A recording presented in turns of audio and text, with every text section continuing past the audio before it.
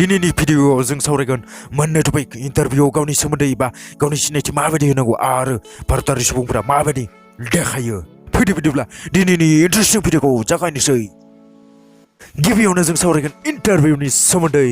माबायदि सिनायथि लाखिनांगौ स्टेप 1 ग्रेट खुलुमखांनायनि उनाव बुंनांगोन good morning good afternoon good evening जिखिजाया मोनसे टाइम मथे नायनानै गोसोआव लाखिदि हाय हेल' माब्लाबाबो बुंनो नाङा स्टेप 2 नेम मुंखौ नों ओरैबायदि बुंनांगोन माय नेम इज गुलसन बर'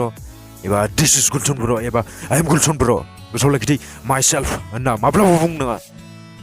स्टेप 3 प्लेस जायगा आइ बिलं टु उदालगुरि एबा आइ बिलं टु उदालगुरि इटसेल्फ एबा आइ एम फ्रम उदालगुरि जिखिजाया बेखौ मोनसे बुंबानो जाबाय ओमफ्राय गोसोआव लाखिदि सेम स्टेटनि थाखाय इटसेल्फ बाहायनो नांगौ Step 4 Qualification I am graduate, post graduate I am M.Tech, PhD in zero PhD होनदो बेयाव I am pursuing graduation I am in M.Com second year जेरै qualification बेबायदि बुंब्लानो जाबाय Step 5 Family In my family apart from my parents I have an elder brother and a young sister Family जेसे दं एसेनो बुंब्लानो जाबाय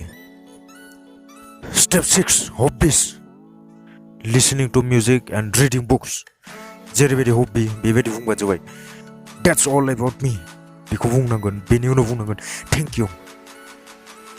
दायो जों सावरायगोन भारतारि सुबुंफोरा माबायदि देखायो नाम्बार 1 आयनानि सिगाङाव आइफन लानानै सेलफि लानाय